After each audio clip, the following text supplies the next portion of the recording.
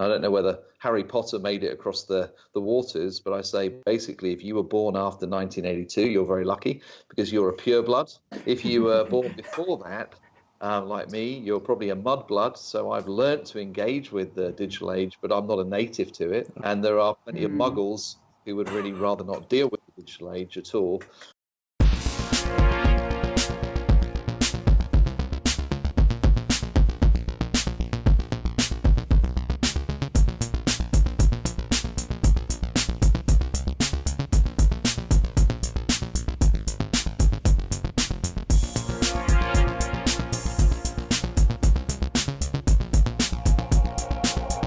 Welcome to the Masks Off podcast, Leadership Strategies, No Disguises. I'm Razwana Waheed, and together with my co-host Olivier and I, we talk to the smartest people in the world of leadership, change and psychology to give leaders real strategies to bring human back to the workplace. If you would like to support our show, please subscribe to our channel, like us, or share this episode on your social media. In this episode, we speak to leadership trainer and consultant Steve Cockram on leadership through influence, what key traits a leader must build in their team to successfully navigate conflict and change. So, Steve, why don't you tell us all about the 5 Voices Team Challenge? Because that sounds like something that I don't think a lot of people have heard about. I'm a Jedi master in Jungian type or Myers-Briggs, really. So 15 years ago, somebody paid for me, I think, to go and do that. Really out of pity to my wife, Helen, I think. And it was one of those kind of jaw-dropping moments where I go, really? Is that what it's like to be on the other side of me? So that began a pretty significant exploration into self-awareness. In Giant, what we said was, in the modern world, basically, the tools you give leaders have to be visual, interactive, and rapidly applicable. Because the modern world just doesn't have time to read and things like it used to. So really what we did was we tried to say, could we capture the power of that self-awareness piece? 5 Voices really became that lens because it's written in the same source code. So anyone who loves Myers-Briggs loves 5 Voices. The difference is when we're doing consulting with senior execs and teams, we'll use both. But when you're actually looking for something quick, easy, very, very sticky, very applicable, will create great conversations in a team, then we found that 5 Voices is really the best thing we have. But the idea being saying, how do we take the performance of a team to the next level and recognize that really the communication is pretty foundational to the performance of a team. And in our world, 82% of people in teams rarely feel their voice is truly heard, valued and appreciated. That's the reason why people struggle in teams. Can you give an example then, Steve, of how you've seen a team that was perhaps underperforming in some way and the 5 Voices has helped them and what the result was? I think of one which was kind of a large IT company, fast growing. They're going to float next year. Worked with them for about 3 years. In the beginning, they were all, I think out of the 6 members of this exec team, 5 were creative and creative pioneer, and 1 was a connector. So they had, I know people don't know what that means, basically there was no nurturer or guardian represented in the team as what we call their foundational voice. We all speak all 5, but the one that we are most shapes how the others are heard. Now, nurturers and guardians basically represent 73% of the population. So in their team, one of their biggest issues was communication, because the creative is always thinking in their head, and they always think they've communicated more clearly than they actually have.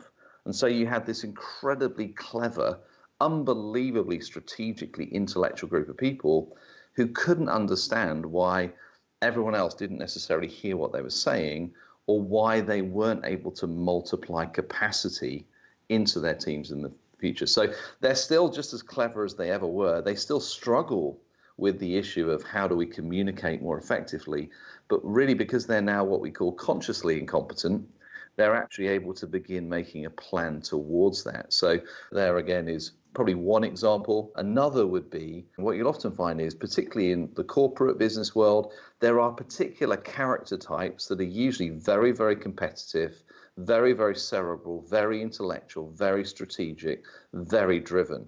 You may even be one. They often gravitate into senior leadership positions. And for many of those characters, we call them really pioneers, they always used to assume that silence was agreement. What really turned out to be is silence is, I disagree with you and I think you're wrong, but I remember what you did to the last person who disagreed with you in a team meeting. We talk about every foundational voice carries a weapon system which triggers under force. And for the pioneer, that is a shoulder-launched grenade. And if somebody basically uses it on someone in the room, nobody ever forgets. So one of the other ways I would say that people having to be consciously competent. I'm a pioneer by nature, so I've done it to people over the years. I deliberately put a safety on my grenade, and I realize now what we train people in is to go, there's almost what we call rules of engagement. So the nurturers always get to speak first, because the nurturer is so wired for relational harmony. If somebody else's opinion's already on the table, they will often find it difficult to challenge it if they really disagree with it. They can pass, they don't have to go, but they always get the opportunity, and we call them up and say, you represent 43% of people, we need to hear your opinion. So that idea of basically empowering and liberating, we would say, the quieter voices, those that are often not heard, transform the way teams function, because they truly can become collaborative in that every person is truly valued. And for most pioneers who are immature, they only really hear people who are prepared to stand toe to toe and fight with them. And therefore, because of that, they dismiss or don't hear the wisdom which really would save them usually an awful lot of time, money, and resources. Things are moving fast today, as you can hear. Work is changing. What about leadership now? How is it changing compared to before? Do you see new trends, new ways to behave or to manage? What would you say? This is my latest keynote, Olivier, so you may actually have to slow me down. No worries, man. I'll give you the cliff notes. You have 2 minutes. In history, in Europe, roughly every 250 years, there's a technological breakthrough which transforms the world of work. So if you think of the printing press, that transformed the capacity to learn, read. Then we had the Industrial Revolution, 1775. James Watt created the combustion engine for the first time, or the steam engine. Then in 1990, which is only 27 years ago, Tim Berners-Lee typed those immortal letters www for the first time. So we are moving from the industrial age to the digital age, and it's very, very difficult for people to understand how big that change actually is. There are huge changes going on. We're moving from presence equals productivity, which is industrialization, to basically connectedness but geographical dispersion. How good are you at feeling comfortable that your workforce is at home, in workplace offices all over the world? You can't see them. In industrial age, your employees are effectively a liability that you have to manage because you don't trust them. Whereas the millennial generation is saying, would you measure us by outcome rather than presence? And don't basically assume if we're committed, we're in. So that's one. Next one is hierarchical structures. So industrialization was hierarchy. We're now moving to agile, flatter, and where basically leadership is less about hierarchy and position and more about influence. And people are looking for a coach more than a boss. The other reality is in the industrial age, basically work was compartmentalized. So you went to the factory, you punched in and you punched out. It was 9 till 5, 8 till 6, whatever it may be. We now live, and this is, I think, the biggest issue for leaders. We now live in a 365, 24/7 world of work. And if you try and work whenever the emails come in or where the demand is, you will burn out. So burnout, emotionally, physically, mentally, is a massive issue for execs right now. And so leading through influence is huge. And that's really the question you asked there, which is to go, how do you understand the core motivations of the people that you lead right now? And it's incredibly difficult because you have to know yourself, first of all.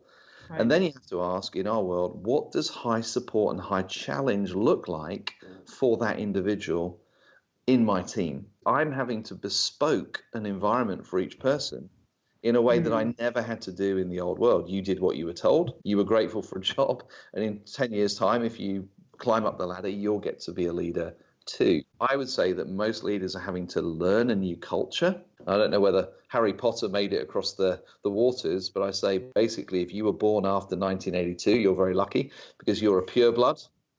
You are a true wizard in the new world. If you were born before that, like me, you're probably a mudblood. So I've learnt to engage with the digital age, but I'm not a native to it. And there are plenty of muggles who would really rather not deal with the digital age at all. And I think that's part of the reason why you're seeing a retraction, because whenever there's a new technological breakthrough, there is always people who resist it, whether they're trying to burn the books and the people who wrote them, whether they're trying to smash the machines like the Luddites, or whether actually the rise of nationalism and the rise of protectionism and this kind of, oh my goodness, how do I deal with a world which doesn't turn off anymore? So we're right in the beginning of that process. And I would say that for leaders, many of whom have had to lead across that new culture, it's an incredibly difficult task because the millennial generation will never come to your world. They don't know what you're talking about. They've never known industrialized age, but they are looking for people who will believe in them, invest in them, develop them, grow them, and almost choose to do that, knowing that they're probably not going to stay forever in the old days. To win in the new world, I'm saying, are those who have the fortitude and strength and the experience and the resilience of the mudbloods, Gen X and boomers, if you want to use that language, who learn how to create an environment where the millennial generation and the digital age natives actually go, I love working for you because you're a person of integrity and I trust you. Integrity has become more important than competence in who they choose to. I want you to recognize that I'm looking for meaningful, purposeful work now, not in 10 years' time. And I want to be part of a culture and a mission that feels like I'm doing something in a global perspective, not simply how do I pay the bills for the next 10 years' time. That is a massive mindset shift. I've worked for leaders in the past that haven't been trustworthy, and there's been a lot of, there's been a lack of trust in the team, and that severely affected morale, probably productivity if we look at it over the long term. So if a leader is facing a team like that, where there is a lack of trust and they have to take control of it, how can they do that without seeming like they've just listened to a podcast or been to a course or something that's telling them to be more trusting or whatever? How can they actually start that process? I think the most important thing is you have to have some tools that allow you to have the honest conversations without it necessarily always appearing personal. The reason why things like voices and other tools are useful is they're usually ways of holding up a lens and asking, how are you doing at the moment? So from that perspective, it's very hard to rebuild trust without actually being prepared to go back a bit and say, why is that such an issue in our team right now? Driving productivity will not rebuild trust. You actually have to be prepared to reverse and go back a bit to say, okay, then how do we get to a place where we can be honest with each other, where we can deal with some of the elephants in the room? I don't know any way, Rosanna, to actually do that without actually taking some time and actually creating space, and almost always having somebody who can be a neutral third party who helps that conversation. The two words are, is it a credibility issue or is it an integrity issue? If it's credibility, it's because I'm just not sure you're competent or seeing the world in the way that I think is real, but I think at least you're being genuine in the way you describe it, even if you're sincerely wrong.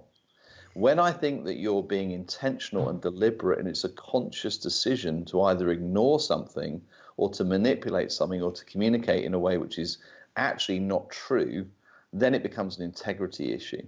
So trust breaks down in both those dynamics. It's much easier to actually rebuild credibility because usually it just involves apologizing and realizing, guys, I got it wrong and I'm sorry. How can we move forward? When it's integrity and I really think that you're being manipulative and you're doing it deliberately and it's an integrity issue, that takes a lot longer.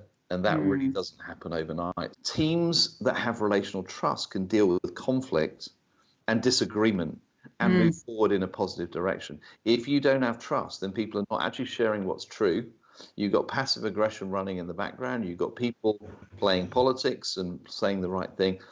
I would say relational trust is the foundation of the high-performing team, because you have to be able to disagree and allow every voice to bring their best to the table. You mentioned something which is dear to my heart, which is burnout, and exhaustions. I experienced burnout myself when I work for this international corporation. I did a workshop last week in Paris for another company, and this is what they told me. HR told me everyone is exhausted. Everyone is exhausted. They are very close to burnouts, and there's this risk because, just like you mentioned, emails are flowing constantly. It's 24/7 now. It's always more and more and more, right? So you have all these tools helping to have productivity, and at the same time, we are human, And you mentioned we crave for purpose, mission, vision, values, all this. It seems like we still have this paradigm where you need to produce more. You need to produce more. And to me, this is where the balance is not right at the moment. So I would like to have your take on that. What do you see from your perspective? If you think the times of transition, I often call them almost like a cultural earthquake. Right. And we're in the midst of that right now. So it's a time of disorientation. It's a time where people don't really know how things are going to land. And most people had no idea it was happening. Once you give a lens of going, well, the reason it feels like this is because we're trying to navigate a new world, which we've never had to navigate before. So we're applying the principles of the industrial age to the digital age. And effectively, that's driving work at a level that's not sustainable. So I think people are asking those questions. And so recruitment and retention of key talent is, as always, a huge issue. And I suspect what you'll find is people will begin to select work based on culture inside industries. Right. And in the old days, it was, well, how much holiday did I get? It's less how much holiday I get is actually, do I need a holiday because I'm exhausted now versus am I able to have an integrated life to some degree in that process? There was a time when it was you had football tables and kind of, sort of trendy things to play around in. It's what is the perks? I think you'll find that the people who will win will begin to understand that for many people now, that almost fear of burnout will allow them to choose who they work with. Who are the companies who create the environment where they recognize presence isn't necessarily productivity? Yeah. I live just outside London. There are thousands and thousands of lemmings every day who get onto trains to go into undergrounds to spend the best part of an hour and 3/4 in a sweaty, horrible environment and do the same on the way home, get home when the kids are already asleep in bed. And they do that 5 days a week and they count down the days till they can retire. Why can't we use digital technology? Yes, there is a human interaction and there is a core times when we need to be together. But, in Giant, my world, we live in a completely kind of global remote teams and people work wherever they want to. So there's going to be a huge amount of change as companies begin to ask. I mean, don't forget, people don't change because they think it's a good idea.